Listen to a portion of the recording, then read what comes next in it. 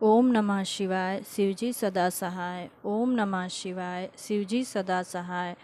श्री शिव महापुराण द्वितीय रुद्र संहिता प्रारंभ। सृष्टि खंड 8वां अध्याय। प्रणव व्याख्या। ब्रह्मा जी बोले, हे मुनि श्रेष्ठ, जब हम दोनों का गर्व नष्ट हो गया तब सबके प्रभु श्री शिव जी ने गंभीर वाणी सुनाई कि हे देवताओं, ओम ओम।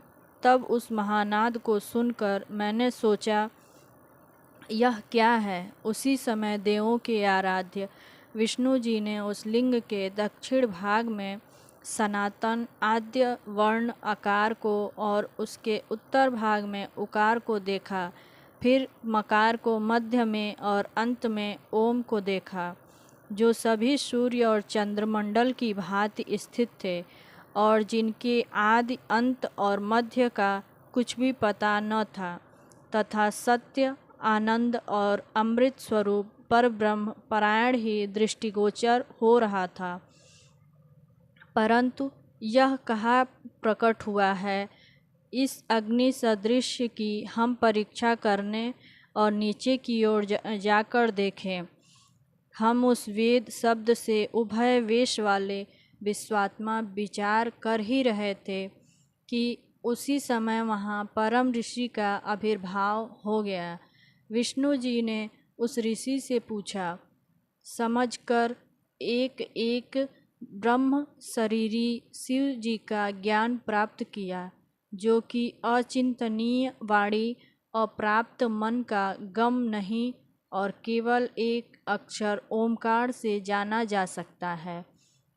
वही एकाक्षर रूप ऋतु सत्य परम कारण सत्य आनंद अमृत परात्पर और पर ब्रह्म है। उसी एकाक्षर कार से भगवान बीज स्वरूप अंड से उत्पन्न ब्रह्मा जी हैं और उसी एकाक्षर आकार से हरि परम कारण है। फिर उसी मकार से नील मोहित महादेव जी हैं, परंतु सबका सृष्टिकर्ता और ही है।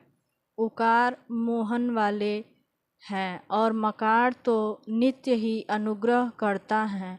जैसे मकार विभु और बीज है एवं आकार बीजी है, ऐसे ही उकार रूप प्रधान पुरुष ईश्वर हरि योनि अर्थात कारण है और बीजी बीज और योनि यह नारद संज्ञा वाले महेश्वर ही हैं। इन्हीं प्रभु बीजी के लिंग से आकार और उकार रूप योनि में गिराकर चारों ओर बढ़ने लगा।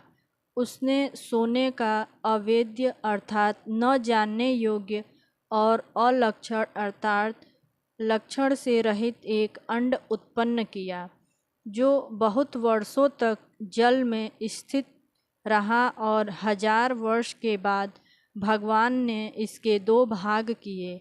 जल में स्थित इस अंड को परमेश्वर ने व्याघात करके 2 भाग किए। तब इसका सुवर्णमय एक कपाल ऊपर स्थित हो गया, जिससे भू अर्थात स्वर्ग लोक उत्पन्न हुआ और कपाल के नीचे के भाग से 5 तत्वों वाली पृथ्वी प्रकट हुई। फिर उस अंड से हकार नामक 4 भुजा वाले भव अर्थात शंकर प्रकट हुए, जो सब लोकों के रचयिता और वही 3 रूपधारी प्रभु हैं। इसी कारण यजुर्वेदीय इनको ओम ओम ऐसे कहते हैं। यजुवचन सुनकर ऋक और साम ने भी इनको सादर हे हरे हे ब्राह्मण कहा।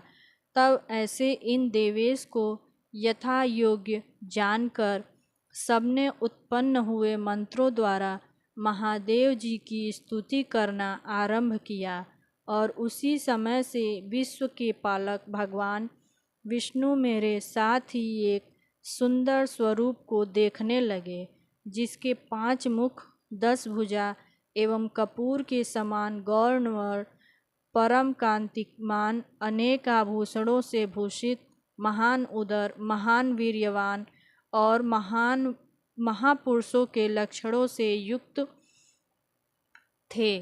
और जिन्हें देखकर हरि कृतार्थ हो गए।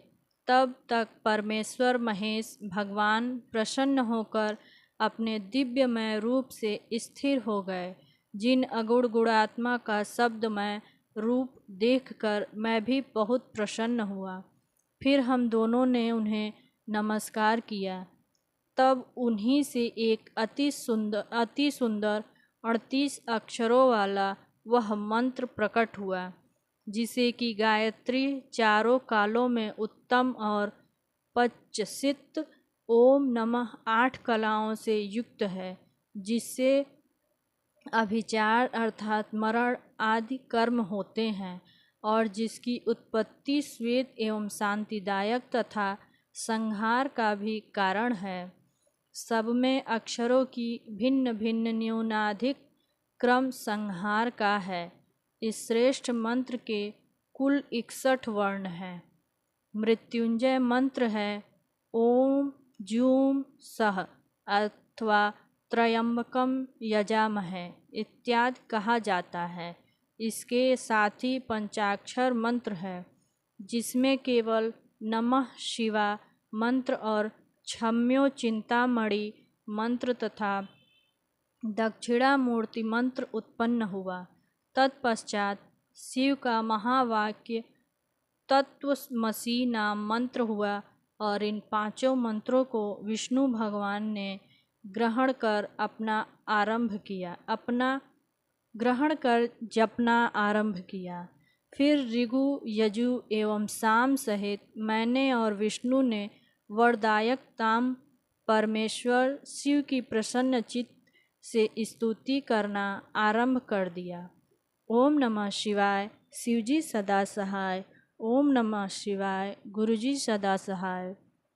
ओम नमः शिवाय, शिवजी सदा सहाय। ओम नमः शिवाय, गुरुजी सदा सहाय।